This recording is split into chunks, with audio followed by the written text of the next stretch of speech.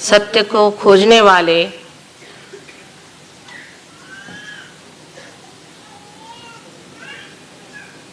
सर्व आत्माओं को हमारा प्रणिपात। आज मैं सोच रही थी कि कौन सी भाषा में आपसे वार्तालाप किया जाए, तो यही सोचा कि मराठी में पहले बहुत बार पूना में भाषण हुआ था, आज हिंदी में ही भाषण दिया जाए, क्योंकि हिंदी हमारी राष्ट्रभाषा है और मेरी भी मातृभाषा मराठी है, किंतु हिंदी भाषा सीखना मैं सोचती हूँ परम आवश्यक है। और इसलिए आप लोग मराठी प्रेमी लोग मुझे उदार अंतःकरण से क्षमा करेंगे, और हिंदी बोलने वाले लोग जो साहित्यिक हैं वे भी मुझे क्षमा करें अगर कोई त्रुटियां हो जाए तो। किंतु सबसे पहले जान लेना चाहिए कि भाषा तो हृदय की होनी चाहिए। जहाँ भाषा हृदय की न होते हुए सिर्फ शब्द जाल होती है, तब हर तरह के जंजाल खड़े हो जाते हैं। इसलिए कोई सी भी भाषा जो हृदय से निकलती है वही मार्मिक होती है, उसी का असर भी होता है। हम लोग सत्य को खोज रहे हैं अनेक वर्षों से, आज ही की ये बात नहीं है। अनेक वर्षों से हम सत्य को खोज रहे हैं और उसकी खोज होते होते काफ़ी लोग भटक भी गए हैं। उसका कारण हमें समझ लेना चाहिए, क्योंकि आज की जो स्थिति है, आज का जो माहौल है, वातावरण है, उस वातावरण में ये समझ में नहीं आता है कि सब लोग परमात्मा की बात करते हैं, धर्म की बात करते हैं, और उस पर इतना झगड़ा, इतनी आफत और इतना तमाशा क्यों खड़ा करते हैं। यह प्रश्न ज़रूर हमारे जो तरुण पीढ़ी के लोग हैं उनके सामने आता है, और वो लोग ये पूछते हैं बार बार कि माँ इसका क्या मतलब है।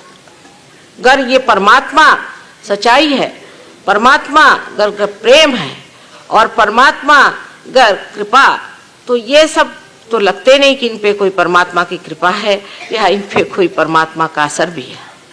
तो ऐसे परमात्मा से अच्छा है कि भूल ही जाए उसको जिसने कितनी आफत मचा रखी है। इस प्रकार आज आप देख रहे हैं कि एक बड़ा द्वंद्व हमारे तरुण लोगों में, हमारे जवान लोगों में खड़ा हो रहा है कि जो परमात्मा की बात है इसे किस तरह से माना जाए। चाहे आप माने या न माने, परमात्मा है। ये मानने न मानने की बात नहीं, जो अस्तित्व है वो रहेगा, चाहे आप माने या न माने। लेकिन ऐसी क्या बात हो गई कि जिसकी वजह से मनुष्य ऐसे गलत रास्तों पे चला जाता है जहां परमात्मा खोजने से भी नहीं मिलता। ये समझने की अगर हम कोशिश करें तो कहाँ हमारी गलती हो गई ये हमारे दिखाई देगी। अब सहज योग जो है, सहज, सह माने आपके साथ, जो माने जन्मा हुआ, जो आपके साथ जन्मा हुआ योग का कार्यक्रम है, जो आपके लिए योग की युक्ति है। इतना ही नहीं, एक आपके लिए आश्वासन है, वो सिद्ध करने का आज समय आ गया है। सहयोग ये कोई आज का काम नहीं, हजारों वर्ष पहले भी इंद्र को आत्म साक्षात्कार दिया गया था, आत्मज्ञान दिया गया था, तब भी सहयोग था। और उसके बाद आपने देखा है मार्कंडेय स्वामी ने, जो कि 14,000 वर्ष पूर्व इस संसार में आए थे, उन्होंने भी सहज की महत्व बताई है। लेकिन ये बात बहुत खोल करके कही नहीं गई। उसके बाद बहुत सालों बाद हम कह सकते हैं कि इसको खोलकर पहले ही आदि शंकराचार्य ने सब सर्व समाज के सामने रखा। तो भी ये नहीं कहा गया कि ये चीज होती कैसी, पूरी तरह से बात नहीं कही गई, क्योंकि वो समान ही था। कृष्ण ने भी कहा कि आपको आत्मा को जान लेना चाहिए, जिसने आत्मा को जाना वही समझ सकता है। क्राइस्ट ने भी यही कहा कि आपका पुनर्जन्म होना चाहिए। बुद्ध ने कहा, महावीर ने कहा, सब ने ये कहा कि आपका पुनर्जन्म होना चाहिए। लेकिन इस बात को खोल करके आदि शंकराचार्य ने बताया कि इसके सिवाय कोई और इलाज आपका नहीं है। जब तक आपके अंदर से चैतन्य की सौंदर्य लहरियां नहीं बहेंगी, तब तक सलीलम सलीलम उन्होंने कहा, तब तक ये शब्द जाल छूट नहीं सकते। लेकिन सबसे ज्यादा मैं कहूँ कि नानक साहब और कबीरदास जी, इन लोगों ने तो पूरी तरह से कोशिश करके और जो सत्य उसे सामने रखा कि कुंडलिनी के जागरण के सिवा कोई भी कार्य सिद्ध नहीं हो सकता। लेकिन उनका बोलने का ढंग इतना जबरदस्त और इतना जोर का था कि लोग उसे समझ नहीं पाए। और यही बात मैंने महसूस की कि इस दुनिया में जब तक लोगों को आप आत्मज्ञान नहीं देंगे, उसकी बातचीत करना बड़ा बेकार सा हो जाएगा। जैसे गीता लिख दी, वो लोग पढ़ पढ़ के बेकार हो गए। उसके बाद और कोई ज्ञान की बात लिख दी, जिसे पढ़ पढ़ के लोग बेकार हो गए। लेकिन अब जो बात है वो करने की, दिखाने की, बतलाने की नहीं रही। और वही बात सोच करके मैंने इस पर बहुत जानने की कोशिश की कि मानव में कौन से दोष होते हैं, इसमें कौन सी तकलीफें होती हैं जिसके कारण ये परमात्मा को नहीं जान पाता है। और काफ़ी उम्र तक इस पर मेहनत करने पर एक दिन सहज में ही मैंने सोचा कि सहस्त्रार के खोलने से ही सब ठीक हो जाएगा, और उसी प्रकार ये सहयोग हमारा प्रस्थापित हुआ है। अब इसमें जान लेना चाहिए संक्षिप्त में कि ये जीवंत प्रक्रिया हमारे अंदर है, जीवंत। जैसे कि हम एक अमीबा से इंसान बने हैं, उसी तरह से आज इंसान से हमें अति मानव बनना है, और वो भी एक जीवंत क्रिया से होना। उसमें कोई सी भी नकलियत नहीं है कि जो शब्द जाल से हो जाए, कुछ सर पे खड़े होने से हो जाए, कपड़े बदलने से हो जाए, या बाह्य की चीजें छोड़ देने से हो जाए। ये तो अंदर की प्रक्रिया है। जैसे बीज आप उगाना चाहते हैं, उसमें अगर अंकुर आना है तो उसे आपको माँ के हृदय में डालना होगा, उसको इस पृथ्वी के पेट में डालना होगा, और वो अपने आप अकस्मात सहज में ही अंकुरित होता है। कैसे होता है क्या आप बता सकते हैं? एक फूल फल कैसे होता है आप बता नहीं सकते। इसी प्रकार सहज योग जो है वो भी एक अद्भुत घटना जरूर है, लेकिन ये किस प्रकार होती है ये हम बता सकते हैं, क्योंकि मनुष्य के जितने भी कार्य है वो सब ज्ञात होने चाहिए। और इसलिए आप जान सकते हैं कि अपने अंदर जो कुंडलिनी स्वरूपा शक्ति है, जो त्रिकोणाकार अस्थि में बैठी हुई है, वो जागृत होने से ही आत्मबोध होता है। आश्चर्य की बात है कि गीताई लिखते वक्त में ज्ञानेश्वरी जो है वो गीता ही पर लिखी हुई है पूर्णतया। ज्ञानेश्वर जी ने 6ठे अध्याय में कुंडलिनी का बड़े जोर शोर से व्याख्यान किया हुआ है, उसको बतलाया हुआ है, समझाया, उसका वर्णन भी बहुत सुंदर किया, बहुत ही सुंदर किया हुआ है। और उसके बाद उन्होंने ये भी बताया है कि जिस वक्त ये कुंडलिनी का जागरण होगा तब किस तरह से लोगों को लाभ होंगे। उसमें से एक बहुत ही सुंदर चीज ये है कि जो जे वांछिलते तो लाहो, जो चाहोगे वो मिलेगा। लेकिन चाहत ही इंसान की बदल जाती है, उसके चाहने का ढंग ही बदल जाता है। अब ये कुंडलिनी हमारे अंदर स्थित है। अब कोई अगर साइंटिफिक लोग हैं तो वो कहेंगे कि साहब ये कैसे आपने जाना। अब हम जानते हैं, आप चाहें तो इस बात को माने या न माने, लेकिन एक बात है, अगर आप साइंटिस्ट भी हैं तो आपको अपना दिमाग खुला रखना चाहिए, ओपन माइंडेडनेस होनी चाहिए। अगर आप ओपन माइंडेड नहीं है तो आप कभी भी साइंटिस्ट हो नहीं सकते। हम एक आपके सामने कहना चाहिए कि जिसे एक धारणा, एक हाइपोथेसिस रख रहे हैं, उसको अगर हम सिद्ध कर दें तो फिर वो तो कायदा हो ही जाता है। इसी प्रकार कुंडलिनी भी जरा गहरी चीज है, और उस गहरी चीज को पाने के लिए सबसे पहले अपने दिमाग को खुला रखें। पहले ही से आप डंडा लेकर खड़े हो जाइएगा तो हम आपको क्या बताएंगे। मैंने ये देखा हुआ है कि सिर्फ परमात्मा के साम्राज्य में ऐसे कार्य होते हैं। देखिए, अगर आप कॉलेज जा रहे हैं, यूनिवर्सिटी जा रहे हैं, आप एडमिशन के लिए कितनी कोशिश करते हैं, क्या क्या दुनिया भर के आफ्ते करके एडमिशन कराते हैं, एडमिशन लेते हैं, और अपने गुरुजनों के सामने गर्दन झुका के बैठते हैं कि वो जो भी कहे वो प्रमाण होगा। लेकिन मैंने देखा है कि संसार में जितने बड़े बड़े साधु संत आए, उनको तो हम लोगों ने सताया है, उनकी तकलीफ थी, उनकी कोई बात नहीं सुनी और उनको परेशान करते रहे, और हर समय उनसे चर्चा और वाद विवाद करके उनको परेशान किया। इस तरह से आप ज्ञान को प्राप्त नहीं कर सकते। ज्ञान के लिए सबसे पहले चीज है कि मैंने अभी तक जाना नहीं, मुझे आगे जानने का है, जिसके ऊपर सब बड़े बड़े शास्त्रों में सब बड़े बड़े साधु संतों ने लिखा हुआ है। रामदास स्वामी को आप उठाइए तो उन्होंने साफ लिख दिया कि पढ़ पढ़ करके कुछ नहीं होने वाला। हमारे कबीरदास जी ने तो साफ लिख दिया कि पढ़ी पढ़ी मूर्ख पंडित मूर्ख भय, साफ साफ लिख दिया उन्होंने। और कितनी ही बातें इन साधु संतों ने इतनी साफ लिखी हुई है कि बड़ा आश्चर्य होता है कि हम उनको ही पढ़ के उन्होंने जिस चीज को मना किया है वही कैसे करते हैं। अब उसका कारण मैं आपसे बताऊंगी कि क्यों ऐसा हो जाता है और इसके कारण कैसे हमारा जो धर्म है वो इसी तरह से अधर्म में ही परिवर्तित हो जाता है। अब कुंडलिनी शक्ति जो है ये है शुद्ध इच्छा, ये है शुद्ध इच्छा, माने बाकी जितनी भी इच्छाएं हैं अशुद्ध हैं, क्योंकि अगर वो अशुद्ध नहीं होती तो एक चीज मिलने पर दूसरी चीज मिलने की इच्छा न होती।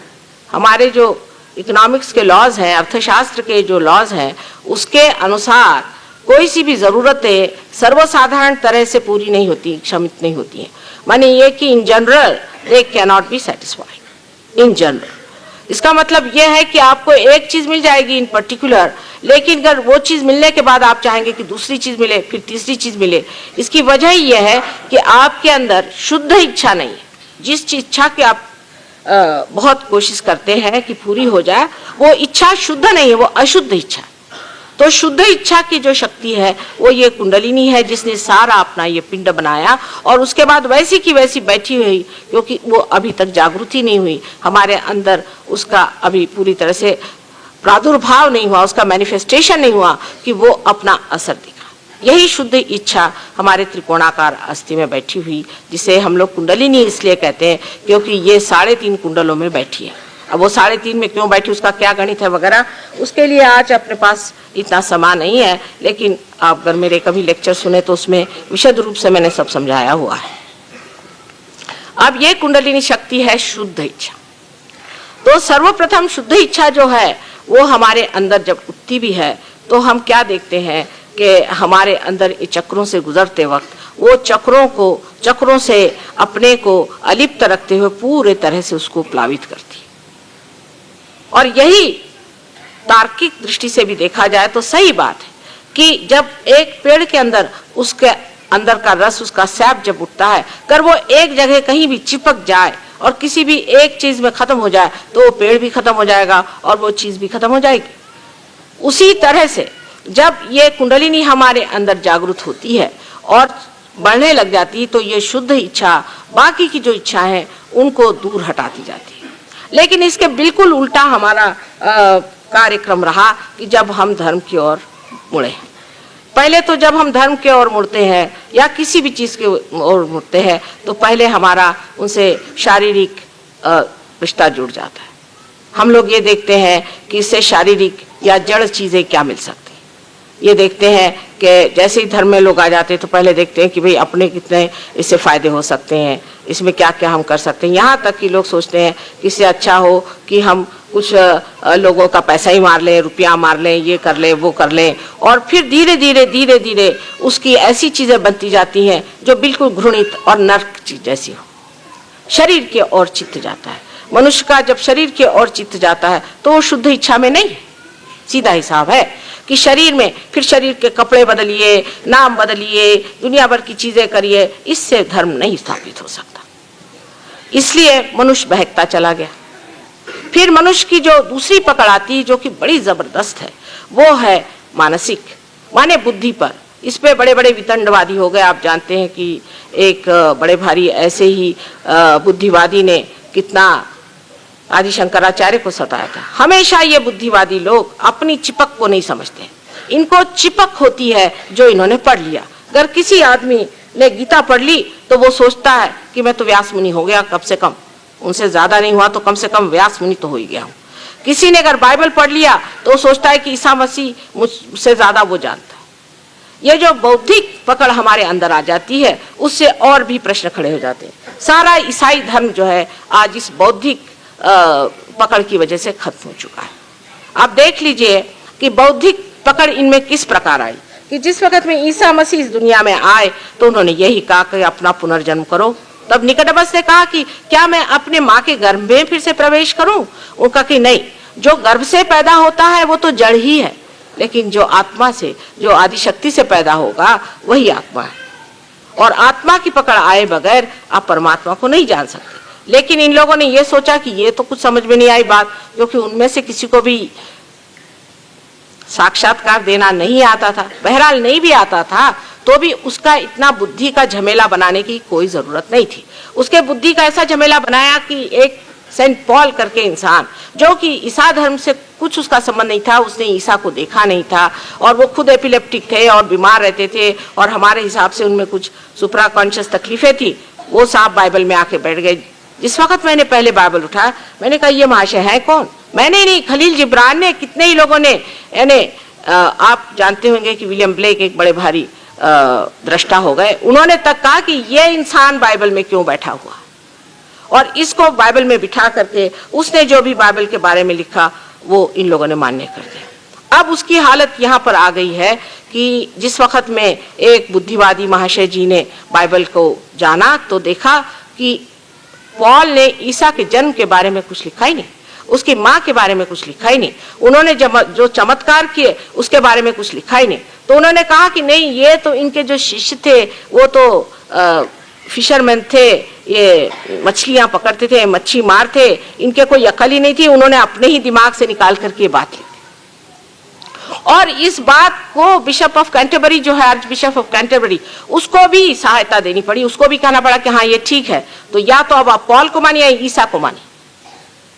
उन्होंने कह दिया कि हाँ यही बात ठीक है, तो ईसा जो पैदा हुए थे वो भी गलत बात, और उनके जो चमत्कार हुए थे वो भी गलत बात है। पॉल साहब जो है वो सही हो गए, क्योंकि इसी पॉल ने बाद में ऑगस्टीन का जन्म लिया, और उसने आकर के सारा ऐसा एक बौद्धिक तार्किक एक ईसाई धर्म बना दिया कि चाहे कुछ हो, हाथ में बंदूक क्यों ना लेनी पड़े, सबको ईसाई बनाते रहे। ईसाई बनने का मतलब है सहयोगी बनना, योगी बनना, वही आप मुसलमानों का है। मोहम्मद साहब ने जो बातें लिखी थी उसको इतना उल्टा घुमा फिरा करके एक मुसलमान धर्म बना लिया। वही हाल हिंदुओं का है। हिंदुओं का तो हाल बहुत ही खराब है, क्योंकि इनमें एक ही धर्म में 50 धर्म बन गए। मेरी तो समझ में नहीं आता है कि हम लोग कब इस चीज से बाज आएंगे।